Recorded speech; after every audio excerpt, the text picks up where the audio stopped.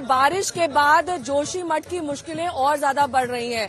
मकानों और इमारतों की दरार बढ़ने लगी है। इस बीच सीएम पुष्कर धामी ने आपातकालीन कैबिनेट की बैठक बुलाई है, जिसमें यह तय किया जाएगा कि किस तरीके से वहां पर इमारतों को ढहाने का काम किया जाना है, क्योंकि भारी रोष और विरोध के बीच वहां पर अब ये ऑपरेशन तेज हो चुका है। हमने आपको दिखाया था कि कैसे वहां पर जोशीमठ के लोग धरना प्रदर्शन करने के लिए बैठ गए थे। उनकी मांग यही थी कि उचित मुआवजा दिया जाए सरकार की ओर से और साथ ही विस्थापन की व्यवस्था की जाए।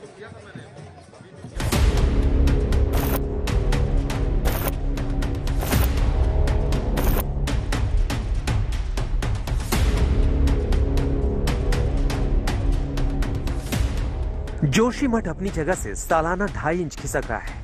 घर ढह रहे हैं, लोग बेघर हो रहे हैं।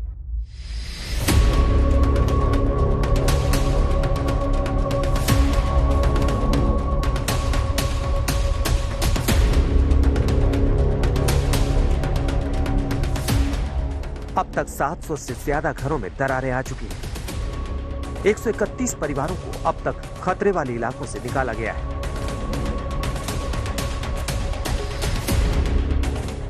बिगड़ते मौसम के बीच जोशीमठ में डर और गहराने लगता है।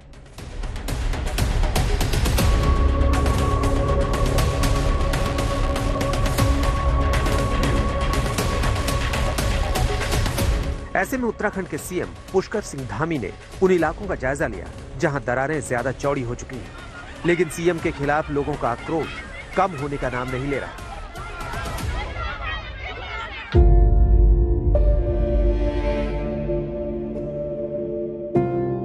लोग अपने दरकते घरों को देखकर रो रहे हैं, बिलख रहे हैं और सीएम पुष्कर धामी कह रहे हैं कि इस प्रकार की स्थिति सामान्य है। ऐसा माहौल ना बनाया जाए कि जैसे जोशीमठ खत्म हो रहा है। यहाँ बस 25% घरों में ही दरारें हैं।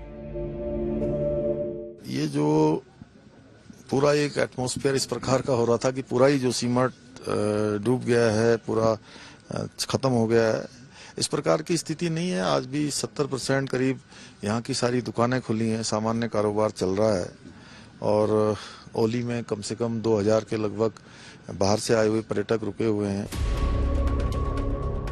सवाल यह है कि जब सब कुछ सामान्य है तो फिर इतना हाहाकार क्यों मचा है। जोशीमठ के हालात पर केंद्र सरकार को भी एक्शन में आना पड़ा है।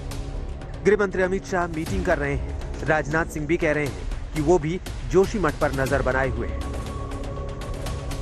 जोशीमठ में जो कुछ भी संकट पैदा हुआ है उसका समाधान निकालने की कोशिश कर रहे हैं और स्वयं इस दृष्टि से हमारे प्रधानमंत्री श्री नरेंद्र मोदी जी चिंता कर रहे हैं और जो भी आवश्यक मार्गदर्शन है वो मार्गदर्शन भी कर रहे हैं। उत्तराखंड में इस वक्त घर घर सर्वे चल रहा है। दरकते मकानों पर रेड निशान लगाए जा रहे हैं। एसडीआरएफ, एनडीआरएफ, सेना, आईटीबीपी की टीमें जांच में जुटी हैं।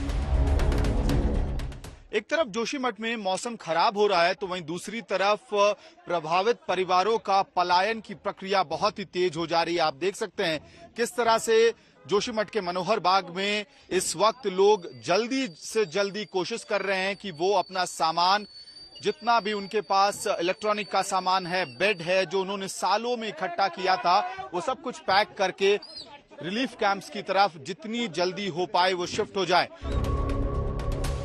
एक तो दरकता जोशीमठ, ऊपर से बदलता मौसम जोशीमठ को अब और डरा रहा है। अमित भारद्वाज, जोशीमठ, आज तक।